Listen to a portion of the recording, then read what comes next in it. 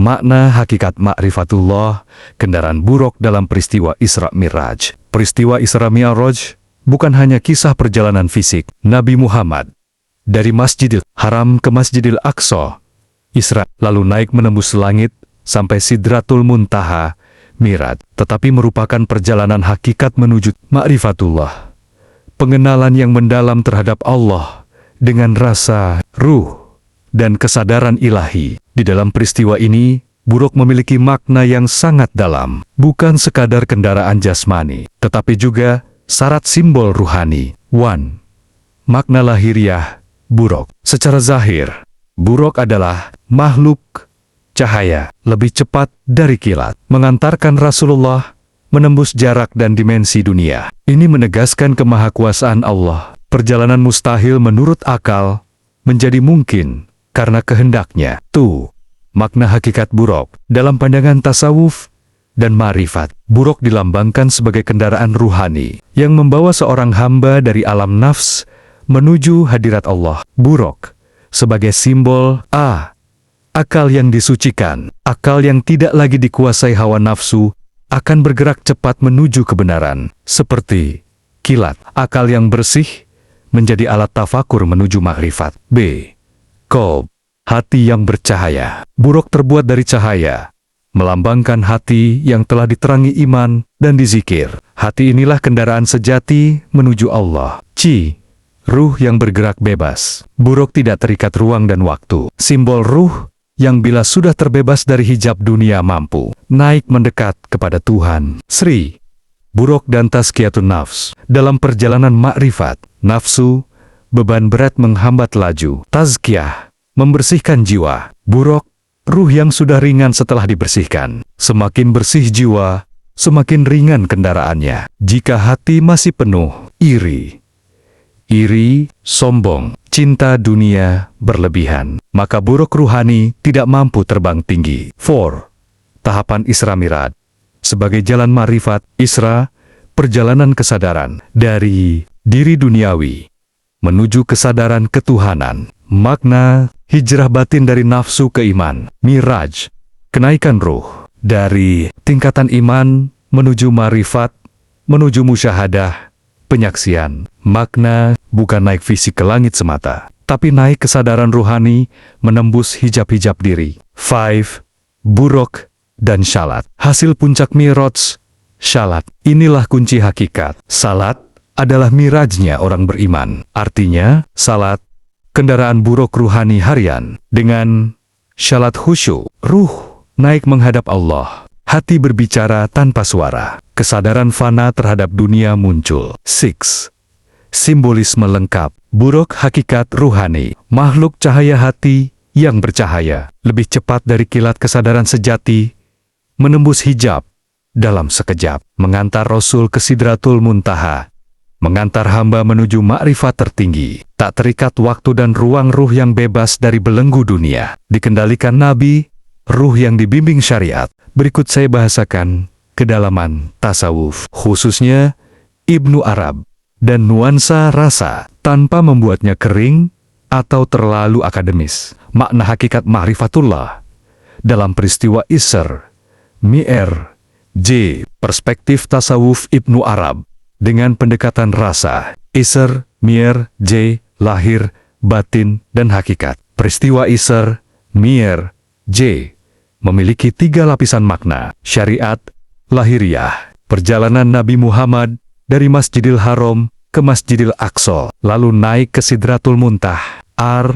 Kat batiniyah, perjalanan kesadaran ruh dari dunia indrawi menuju dunia makna. Loduwat, mamudalola malah, mamutanulomata lulowata, niukamudulawata lemu, puncak penyaksian kepada Allah tanpa perantara. Dalam tasawuf, Isra Mi'raj bukan hanya sejarah, tetapi peta perjalanan ruh manusia yang telah disucikan. Pertama, Isra, perjalanan hati kalb. Isra terjadi pada malam hari Lailan, simbol sunyinya indra, aktifnya batin, redupnya dunia luar. Makna hakikatnya, Isra adalah perjalanan dari alam jasmani dan amal lahir menuju alam hati dan kesadaran ruh. Masjidil Haram melambangkan pusat amal lahir. Masjidil Aqsa melambangkan pusat amal batin. Ibnu Arab menegaskan, setiap hamba memiliki isr-nya sendiri. Ketika hatinya telah suci dan siap menerima tajal, penyingkapan ilahi, artinya isr batin bisa dialami siapapun yang berhasil keluar dari kebisingan nafsu. Kedua, burok, cahaya kesadaran. Burok bukan sekadar kendaraan fisik. Dalam hakikat, burok adalah cahaya kesadaran ruhani. Namanya berasal dari barkilat, cepat, tiba-tiba, melampaui ruang dan waktu. Ibnu Arab, ruh tidak terikat jarak dan waktu. Ketika hijab tersingkap, sampai terjadi seketika. Makna makrifat, mengenal Allah, tidak dicapai lewat logika semata, tetapi melalui penyaksian batin saat hati telah bening. Ketiga, mier, j, kenaikan ruh, melalui mak, m, t, mier, j, adalah kenaikan ruh melewati lapisan-lapisan langit. Dalam tasawuf, langit bukan tempat fisik, melainkan tingkatan kesadaran ruhani.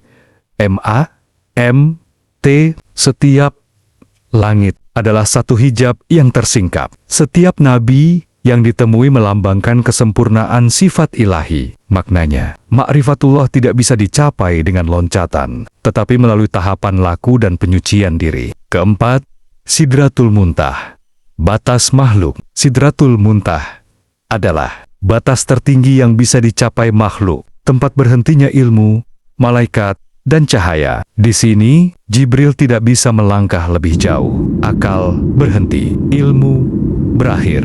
Ibnu Arab berkata, ketika akal berhenti, makrifat dimulai. Makna hakikat Allah tidak bisa dicapai oleh ilmu, hanya bisa disaksikan oleh sur inti ruh terdalam. Kelima, Ki Bakosin Awadeen, puncak marif. Ini adalah puncak isr, mier, j. Makna hakikatnya, tidak ada jarak, tidak ada aku dan engkau. Tidak ada dualitas kesadaran, namun bukan penyatuan zat, melainkan lenyapnya kesadaran makhluk fan.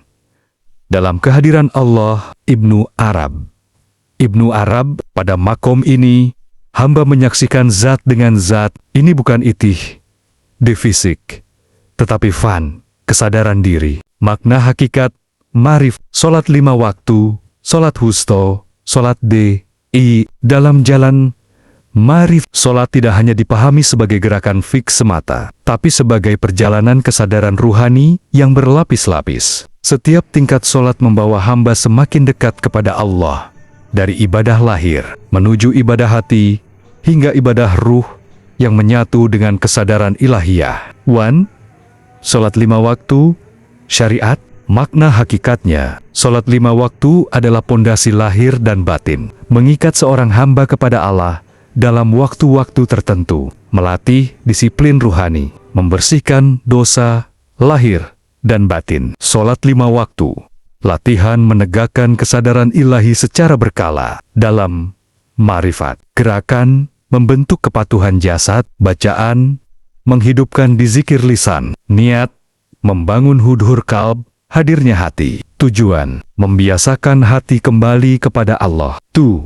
Solat wusto, kualitas hati. Makna wusto, dalam fik, wusto sering dipahami sebagai solat asyar.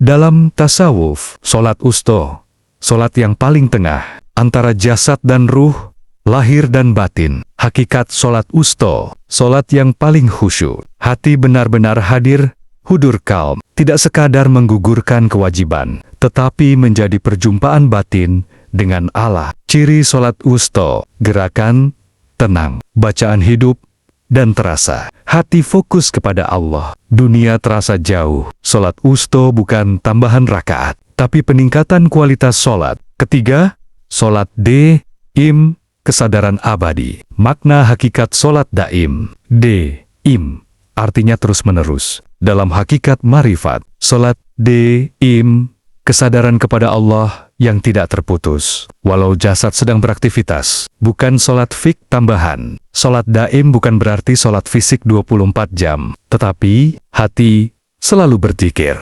Ruh selalu wusyul tersambung kepada Allah. Dalam bekerja, berjalan, berbicara, kesadaran kepada Allah tetap hadir. Ciri orang yang sampai sholat daim, dizikir tanpa putus, hati tenang dan tawakal, tidak silau dunia, selalu sadar Allah melihat. Ibnu Athaillah berkata, hamba yang sejati adalah yang sholat meski sedang tidak berdiri di sajadah. 4. 3 tingkatan sholat. Tingkatan bentuk hakikat sholat 5 waktu gerak. Jasad tambah, lisan latihan disiplin, iman sholat, wusto jasad. Tambah, hati hidup sholat khusyuk, sebenar-benar sholat, daim hati. Dan ruh terus berzikir kesadaran ilahi, tanpa putus. Analogi, jalan ruhani. Sholat 5 waktu, mengetuk pintu. Sholat husto, masuk ruang tamu. Sholat daim, tinggal di dalam rumah Tuhan. 5. Hubungan ketiganya, tidak boleh melompat langsung ke daim tanpa fondasi. Syariat, sholat 5 waktu. Tharikat, memperindah khusyuk sholat wusto. Hakikat marifat, sholat daim. Siapa meninggalkan sholat 5 waktu demi mengaku daim, ia tersesat. Siapa menghidupkan daim tanpa meninggalkan syariat, ia wali. 6. Inti marifatullah dalam sholat. Puncak sholat bukan gerak, tapi lenyapnya rasa diri di hadapan Allah fana. Saat aku hilang, yang tersisa hanya kesadaran akan Allah. Makna hakikat ma'rif malam Lailatul Qadar. Pendekatan tasawuf, tadabur kalbu, tazkiyatun nafs, Ibnu Arabi, dan Al-Halaj. Malam Lailatul Qadar sering dipahami sebagai malam yang lebih baik dari 1000 bulan. Dalam tasawuf, kalimat ini bukan pertomitama soal hitungan waktu, melainkan peristiwa batin.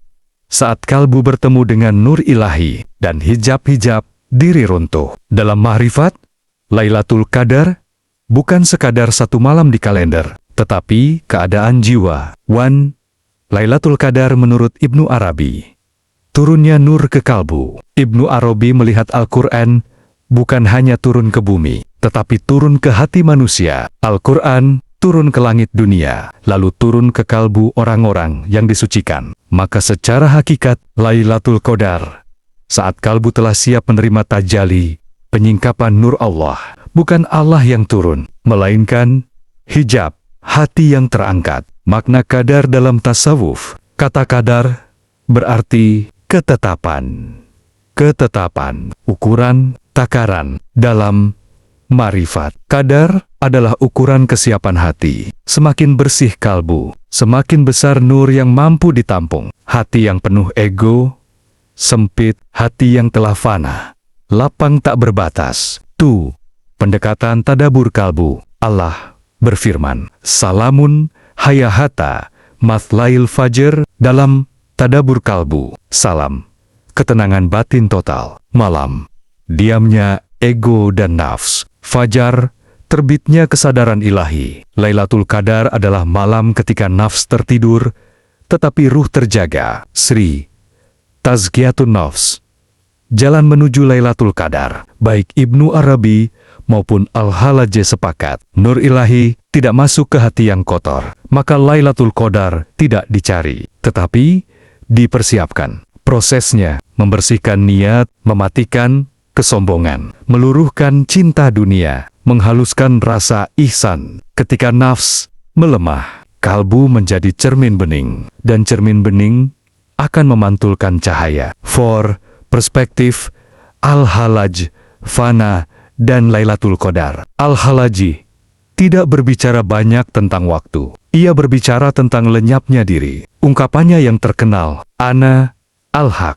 Ini bukan pengakuan ego, tetapi ego yang telah hancur total. Dalam konteks Lailatul Qadar, Lailatul Qadar terjadi ketika aku tidak lagi hadir. Yang tersisa, kehendak Allah, nur Allah, kesadaran Allah. Itulah sebabnya, lebih baik dari 1000 bulan, karena 1 detik fana lebih berharga dari seumur hidup ego. 5.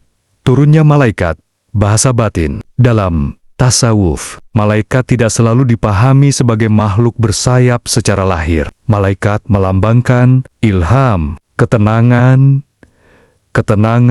kejernihan, kesadaran ilahi. Saat kalbu bersih, pikiran jernih, rasa lembut. Dizikir mengalir tanpa dipaksa. Itulah turunnya malaikat ke dalam kalbu. 6. Mengapa tidak semua orang menemukan Lailatul Qadar? Karena banyak orang sibuk mencari malam, lupa membersihkan hati. Ibnu Arabi memberi isyarat yang tidak menemukan Lailatul Qadar, bukan karena malam itu tidak datang, tetapi karena hatinya tidak hadir. 7. Lailatul Qadar sebagai keadaan hidup dalam puncak marifat. Orang awam menunggu Lailatul Qadar. Salik mempersiapkan kalbu. Arif bilah hidup dalam Lailatul Qadar, artinya setiap napas dizikir, setiap langkah sadar Allah, setiap perbuatan dilihat sebagai ibadah. 8. Inti hakikat ma'rifatullah. Jika diringkas, Lailatul Qadar adalah saat Allah dikenal bukan dengan akal, tetapi dengan lenyapnya rasa diri. Bukan aku yang melihat Allah, tetapi Allah yang menyaksikan diri Nia melalui kalbu hamba. Penutup, tadabur. Jika engkau ingin Lailatul Qadar, jangan kejar malamnya, sucikan hatimu. Karena ketika kalbu menjadi sunyi dari selain Allah, setiap malam berubah menjadi Lailatul Qadar. Jika dikehendaki, pembahasan ini bisa dilanjutkan ke tanda-tanda batin seseorang mengalami Lailatul Qadar. Amalan kalbu bukan sekadar ritual menurut Ibnu Arabi, atau perbandingan Lailatul Qadar dan Mi'raj ruhani. Jadi hakikat makna. Secara harfiah, Islam adalah penyerahan diri total kepada Tuhan untuk mencapai kedamaian dan keselamatan, baik di dunia maupun akhirat. Salat, sadar secara harfiah. Syalat, dalam bahasa Arab, berarti doa atau permohonan. Bisa juga berarti rahmat atau memuji. Berasal dari kata kerja, alat, yang berarti berdoa atau menghubungkan. Dizikir, secara harfiah, dizikir berasal dari bahasa Arab, dari akar kata zakara, yang berarti mengingat, menyebut, mengenang, atau menuturkan. Secara terminologi Islam, dizikir adalah kegiatan mengingat Allah Subhanahu wa Ta'ala, baik dalam hati maupun dilafalkan dengan lisan melalui kalimat-kalimat pujian atau doa kepadanya. Akar kata zakara, daim. Daim artinya kekal, abadi, tetap, atau terus-menerus. Berasal dari bahasa Arab daim atau dayim, yang sering dipakai sebagai nama atau dalam istilah spiritual, seperti salat daim, doa yang tak putus-putus. Salat daim artinya salat yang terus-menerus, atau salat abadi, merujuk pada keadaan ingat kepada Allah, zikir yang tidak putus dalam setiap aktivitas. Bukan hanya gerakan fisik salat formal, dan sering dikaitkan dengan ajaran tasawuf atau kebatinan untuk merasakan kedekatan dengan Tuhan sepanjang waktu. Ini adalah penghayatan batiniah dan kesadaran spiritual yang menyertai. Salat syariat lahiriah, wusto, pertengahan. Secara harfiah, wusta'a berarti tengah atau pusat. Ini mengacu pada posisi atau lokasi yang berada di antara dua hal yang lain. Misalnya, jika ada 3 orang duduk di sepanjang garis, orang yang duduk di tengah disebut wusta,